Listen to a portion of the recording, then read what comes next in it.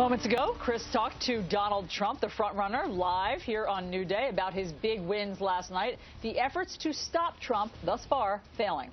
Here to weigh in, CNN political commentator and Trump supporter Kayleigh McEnany and former George W. Bush political director Matt Schlapp. He is the chairman of the American Conservative Union. Great to see both of you here in Miami this morning. I know you just heard that interview that Chris did with Trump. Trump talked about the negativity, Matt, of the race. And he said lots of interesting things. He said he's never seen anything as vicious as the attacks against him. He said, quote, "Marco's been very nasty to me." But, I mean, is saying that he's orange-colored and has small hands, is that really the nastiest that anybody's ever been? What do you think about the attacks back and forth? It's not nasty, but this isn't a presidential tone. Usually what these candidates are just killing each other over is really serious policy, like what kind of missile programs are we going to be buying?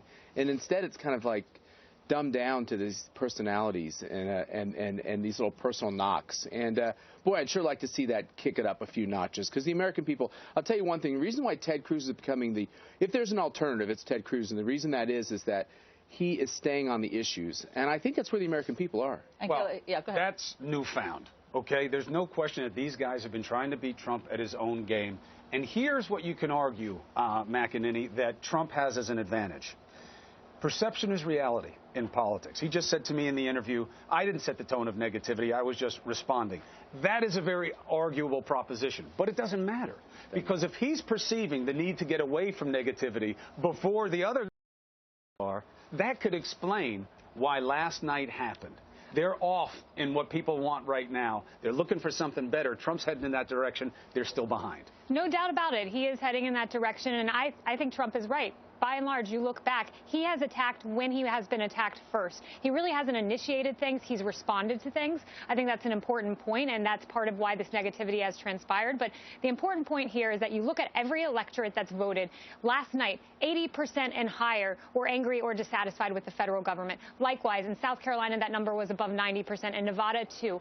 These very disparate, different electorates are all angry at the establishment and the federal government, and Donald Trump is harnessing that anger, and he's expanding the party, too. I think it's a really important point. In fact, he did just talk to Chris about how he wants to be a uniter. He believes he can be a uniter. That's a different tone, but he has started to sort of pivot over to that tone. So what do you think that means for the debate tomorrow night? Will we hear that? Can Trump be a uniter at this point? Yeah, I think there's a transition in front of him, to borrow your word, Chris, which is there's the Trump that appears with the beautiful family after he wins these states, and his tone is more subdued, it's more calm, and he's actually complimentary to the guys he just killed on the field. And then there's the Trump at the rally. There's the more bombastic Trump. It's been very effective. Who am I to argue with that, right? He's winning. But I do think eventually you have to transition to this question of, okay, you're in this competition. Do I see a president? And I think he realizes that, and I think he was kind of foreshadowing that in the interview, which is he knows he has to come across that way in these debates, and he's got it in him. He can be a magnanimous guy, and I think that's the transition we're going to have to see from him. A new Matt Schlapp sitting here on the set of New Day right now. Boy, I never thought I'd hear you say what you're saying right now, but maybe it's emblematic. Your party has got to make a decision. That's right. If this guy keeps rolling, then he is your guy, and you can't make an argument, or I mean you can, but I don't know how compelling it is, that anybody's offering anything better to your people than he is. What they're saying is you're wrong to like Trump. That ain't enough. Here's the thing. There's this whole movement, never Trump. And what it is there's a lot of people inside my party who are uncomfortable with Donald Trump.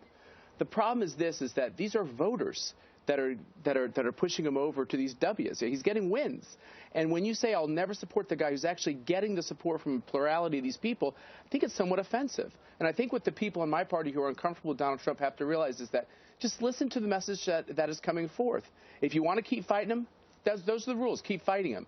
But don't be disrespectful of the people that are giving him win after win. Just a few more seconds, Kayleigh. Last word. Sure. This Never Trump movement is something orchestrated by the establishment. Donald Trump's an agent for change. The establishment is uncomfortable with that. And that's why you heard Ted Cruz say it. When you hear someone talk about a brokered convention, those are the words of the establishment. They want to see Donald Trump fail. That is their mission. And it's not the voters who are rejecting him. It is the party leaders. And the party leaders are being rejected.